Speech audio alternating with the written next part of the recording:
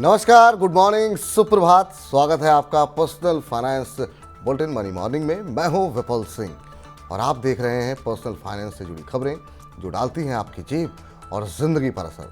तो चलिए करते हैं आज की खबरों का सफर शुरू। और आज की पहली खबर फेस्टिव सीजन में लोन लेकर बड़ी शॉपिंग करने वालों के लिए है।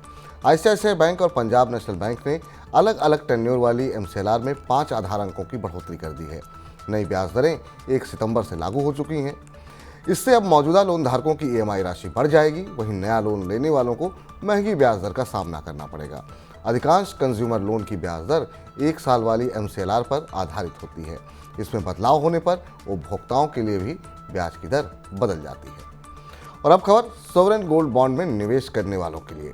आरबीआई ने सॉवरेन गोल्ड बॉन्ड के लिए प्री मैच्योर रिडम्पशन तारीख की घोषणा कर दी है। सॉवरेन गोल्ड बॉन्ड की अवधि 8 साल की होती है, लेकिन 5 साल बाद इसमें आंशिक निकासी की जाती है। हर 6 महीने में प्री मैच्योर रिडम्पशन विंडो खुलती है।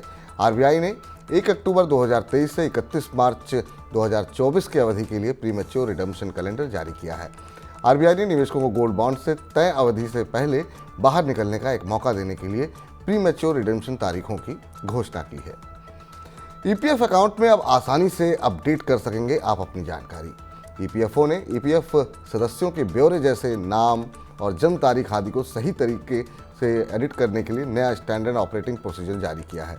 नई प्रोसेसिंग से डेटा मिलान नहीं होने की वजह से होने वाले फर्जी मामलों से भी बचा जा सकेगा। नए एसओपी में ईपीएफ सदस्यों की प्रोफाइल से जुड़े 11 ब्यौरों को अपडेट करने की जरूरत होगी। ईपीएफओ के मुताबिक ईपीएफ खाताधारक को प्रोफाइल डिटेल्स में सुधार के लिए मेंबर सेवा पोर्टल के माध्यम से अप्लाई करना होगा।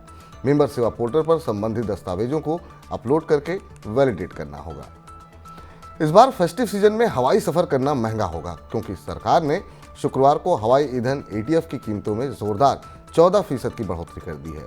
एयरलाइन कंपनियों की कुल परिचालन लागत में ईंधन की हिस्सेदारी करीब 40% होती है। ऐसे में महंगे ईंधन का बोझ एयरलाइंस कंपनियों ग्राहकों पर डालेंगी। एटीएफ महंगा होने से एयरलाइंस कंपनियों को मार्जिन के मोर्चे पर भी चुनौतियों का सामना करना पड़ सकता है। घरेलू रसोई गैस सिलेंडर के बाद अब कमर्शियल एलपीजी सिलेंडर भी सस्ता हो गया है। ऑयल मार्केटिंग कंपनियों ने 19 केजी वाले कमर्शियल सिलेंडर की कीमत में 158 रुपये की कटौती की है। दिल्ली में कमर्शियल गैस सिलेंडर अब 1522 रुपये में मिलेगा। कमर्शियल गैस सिलेंडर का इस्तेमाल होटल और रेस्टोरेंट में होता है। कमर्शियल सिलेंडर की कीमत कम होने से होटल संचालकों को महंगाई के थोड़ी राहत मिलेगी।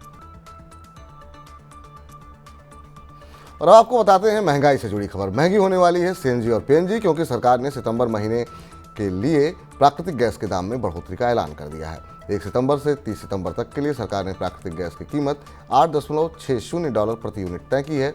अगस्त में प्राकृतिक गैस का दाम $7.85 प्रति यूनिट था। प्राकृतिक गैस की कीमत बढ़ने से अब देश में वाहनों में इस्तेमाल होने वाली सीएनजी और घरों में खाना बनाने के काम आने वाली पीएनजी के दाम भी बढ़ेंगे। इस बार फेस्टिव सीजन में चना और बेसन से बनने वाले तमाम तरह के उत्पाद महंगे होने की आशंका है। दालों की बढ़ रही महंगाई के बीच चने के दाम में भी उछाल आ रहा है। अगस्त के दौरान दिल्ली के रिटेल बाजार में चना दाल की कीमतों में करीब 11% की तेजी आई है।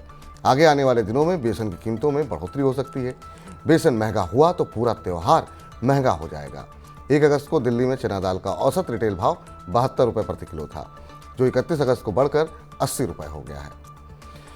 चलिए अब आपको बताते हैं एक अच्छी खबर। अगर आप हरियाणा, गुजरात, असम, पुडुचेरी, दादर नगर हवेली और दमन दीव में रहते हैं तो आप 30 करोड़ रुपए के नकद इनाम जीत सकते हैं। इन 6 राज्यों में सरकार ने शुक्रवार से मेरा बिल मेरा अधिकार पुरस्कार योजना शुरू की है। इस योजना के तहत मोबाइल ऐप पर जीएसटी बिल अपलोड करने वाले ग्राहकों को हर महीने लकी ड्रॉ निकाला जाएगा। इसमें विजेताओं को 10,000 रुपये से लेकर 1 करोड़ रुपए तक का पुरस्कार दिया जाएगा। सरकार ने इस योजना को हर खरीदारी के लिए बिल लेने की आदत को प्रोत्साहित करने और जीएसटी अनुपालन को बेहतर बनाने के लिए शुरू किया है।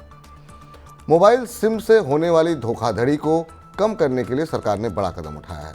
दूरसंचार विभाग ने सिम कार्ड की फर्जी तरीके से बिक्री रोकने के लिए नए नियम बनाए हैं। ये नियम 1 अक्टूबर से प्रभावी होंगे। टेलीकॉम कंपनियों को 30 सितंबर से पहले अपनी सभी बिक्री केंद्रों का पंजीकरण कराना होगा। गैर पंजीकृत बिक्री केंद्रों से बेचे गए सभी मोबाइल कनेक्शन का दोबारा सत्यापन किया जाएगा।